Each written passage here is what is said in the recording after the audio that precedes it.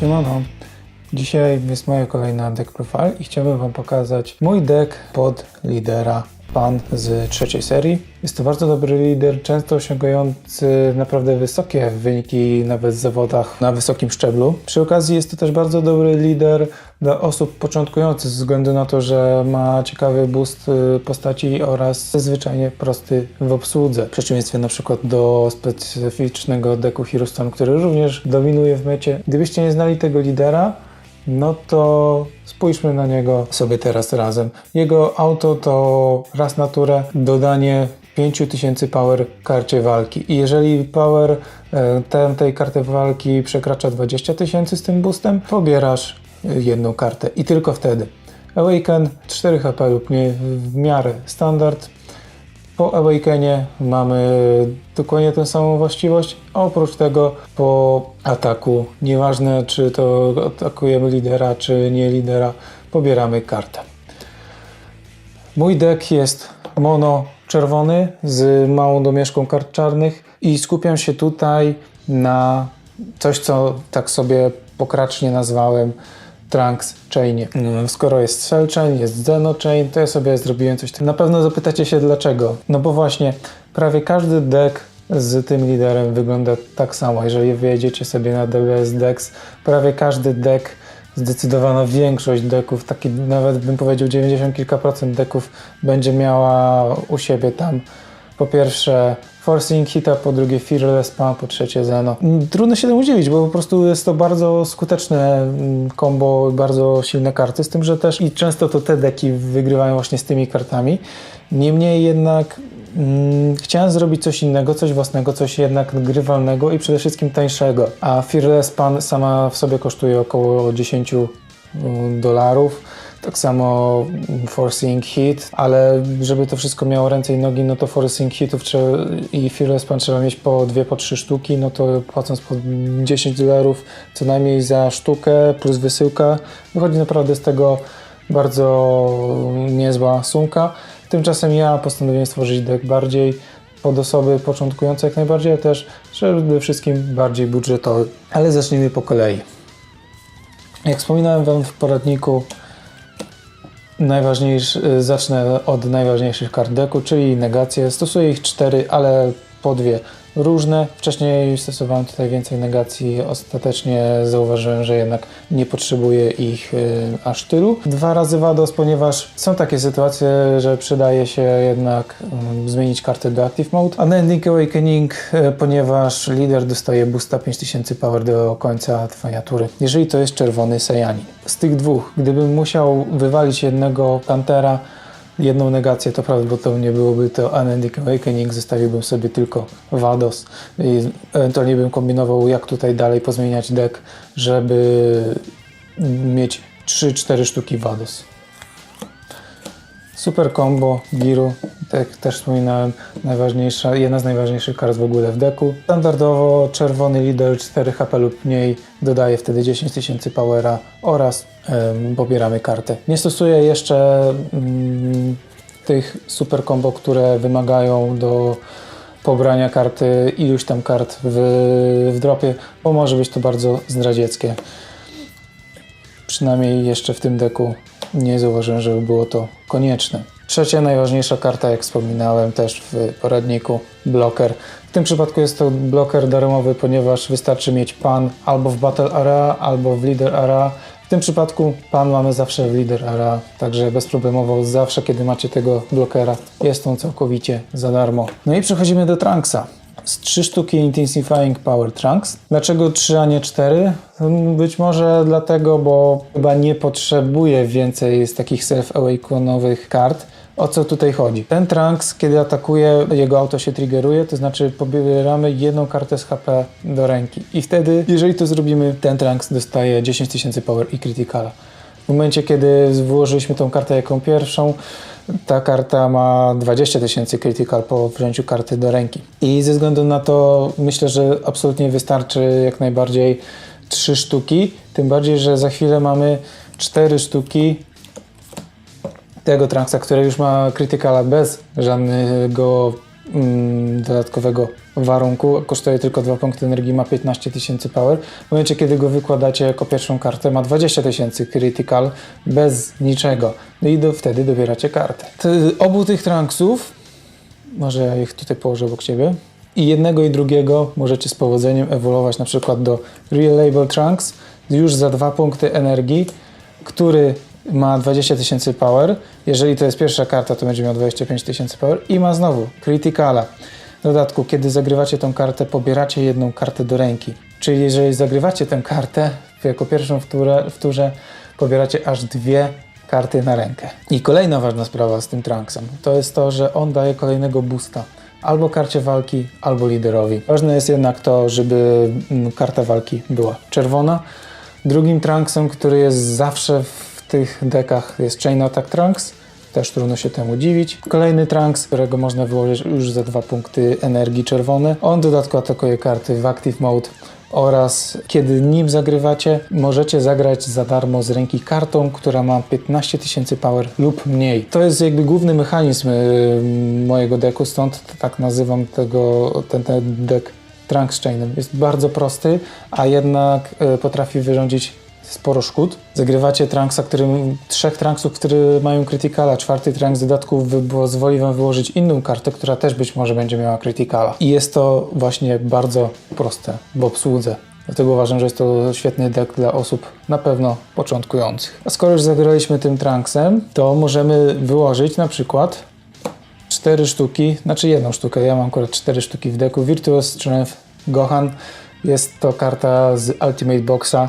Jego prosem jest to, że on również atakuje karty w Active Mode. Mało tego, jeżeli zaatakujecie jej pomocą kartę walki i pokonacie tamtą kartę walki, przeciwnik traci i kartę walki i 1 HP. HP co prawda bierze do ręki, ale nadal przeciwnik jest po prostu o 1 punkt życia słabszy.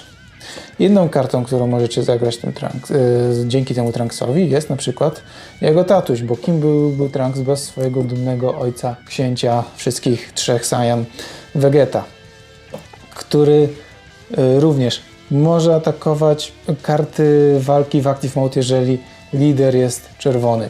Oprócz tego on ma coś, co wygląda prawie tak jak Dual Attack, czyli 2 razy atak na turę. Kiedy zaatakujecie nim pierwszy raz, wracacie go do Active Mode i wtedy ta karta ma dodatkowe 10 000 power na ten pierwszy atak.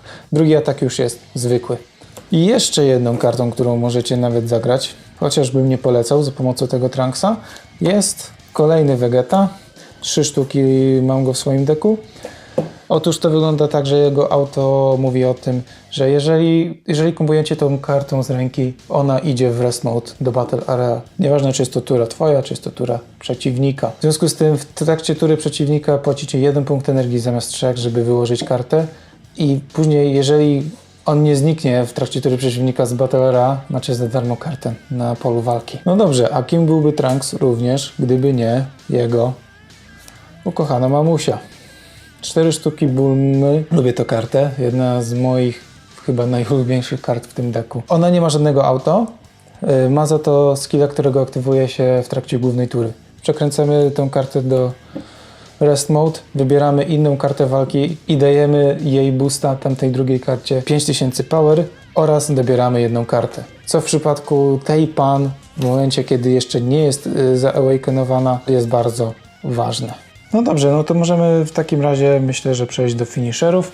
W pewnym sensie stosuję ich 2, przynajmniej tak lubię sobie myśleć.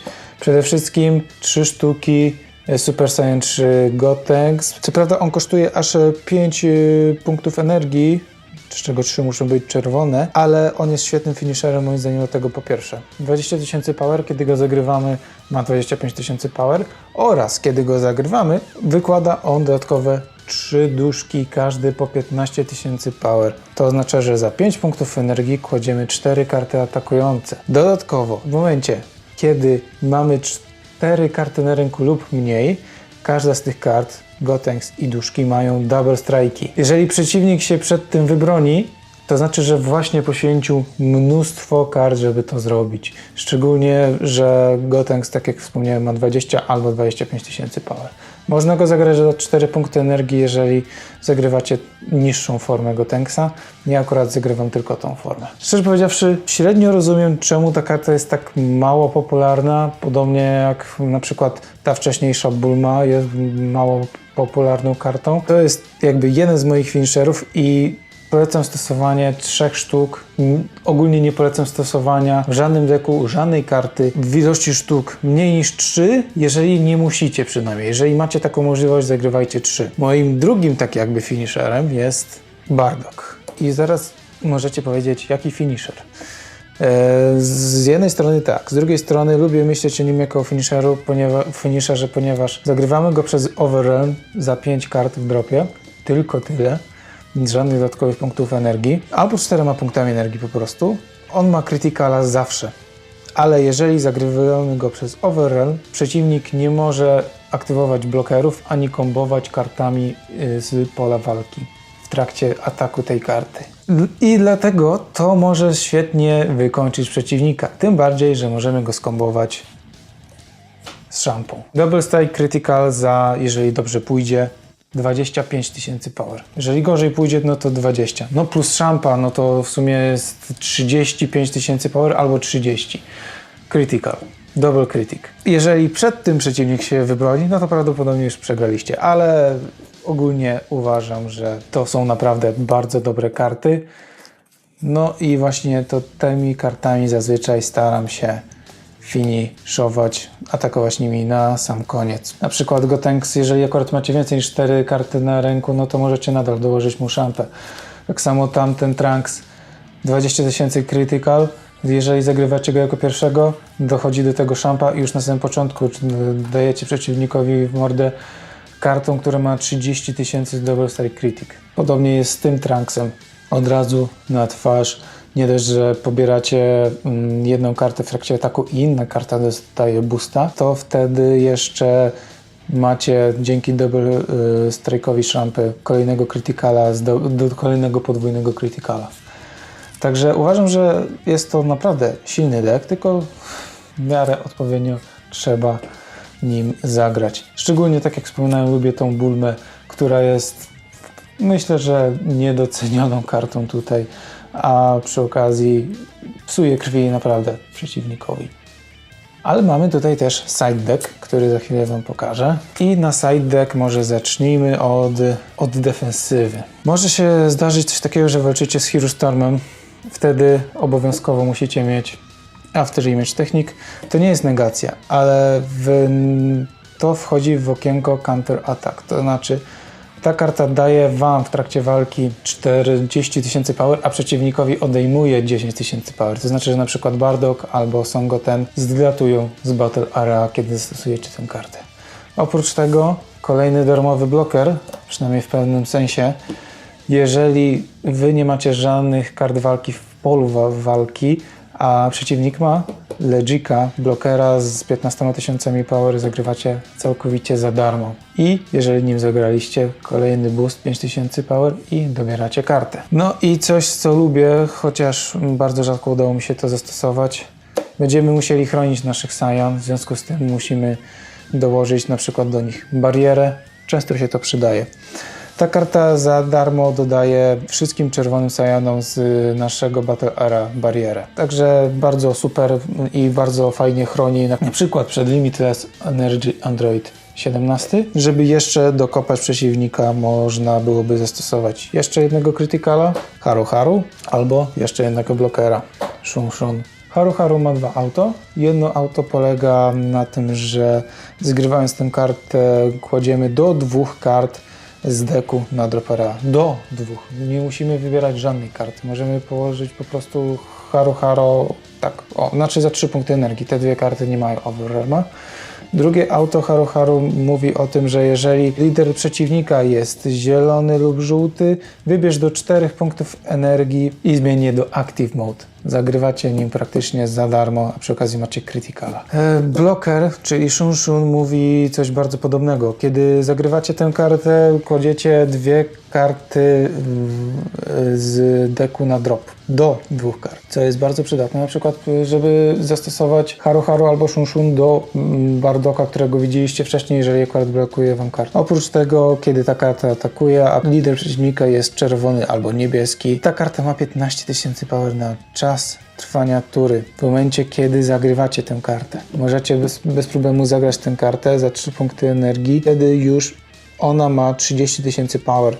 Przekręcacie ją do ataku, dokładacie szampę, jest 40 000 double strike za 3 punkty energii. To by było właśnie na tyle. Dajcie znać, jak wzmocnić w ogóle jeszcze ten deck, bo oczywiście, że można go wzmocnić.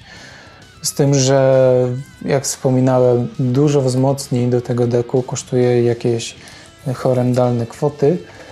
Ja nie mogłem sobie na to pozwolić, więc zbudowałem nieco, może kombinując, chociaż wydaje mi się, że jest to deck bardzo prosty. Jeżeli wam się podoba, dajcie znać. Jeżeli wam się nie podoba, to też dajcie znać. Jestem ciekaw, co tutaj można jeszcze zmienić i naprawić.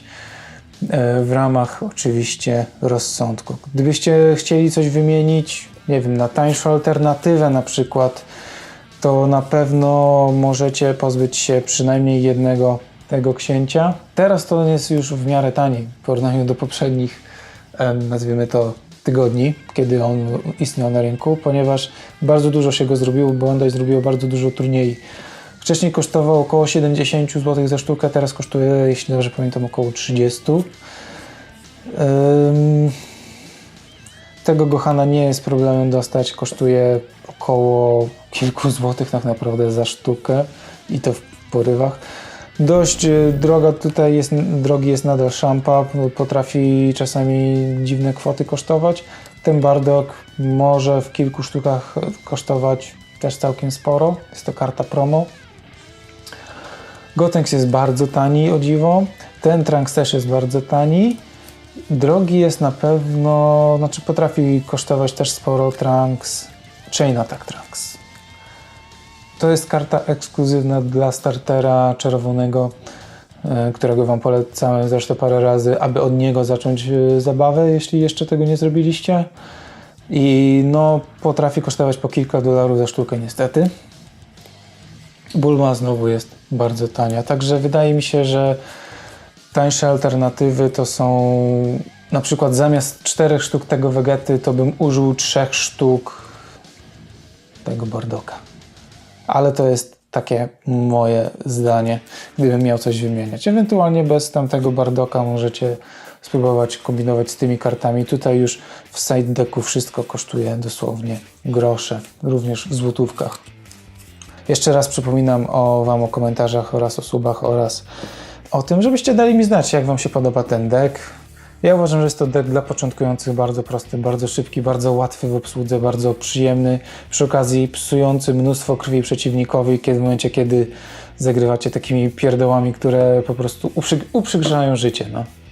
Niedługo postaram się pokazać wam zupełnie coś innego. Myślałem o tym, żeby złożyć w ogóle tą pan jeszcze w jednej wersji, która by opierała się całkowicie na Goku. Na razie mam większość kart do tamtego deku, ale nie wiem, czy nie będę tego zmieniał na czerwone sławy pod Freezera z nowego dodatku. Tak jak mówię, nie wiem. Muszę zobaczyć, czy będzie miało to sens, bo może faktycznie go nie mieć. Pan jako lider polecam wszystkim i zawodowcom, i osobom bardzo początkującym. Dzięki za uwagę, trzymajcie się. No to pa.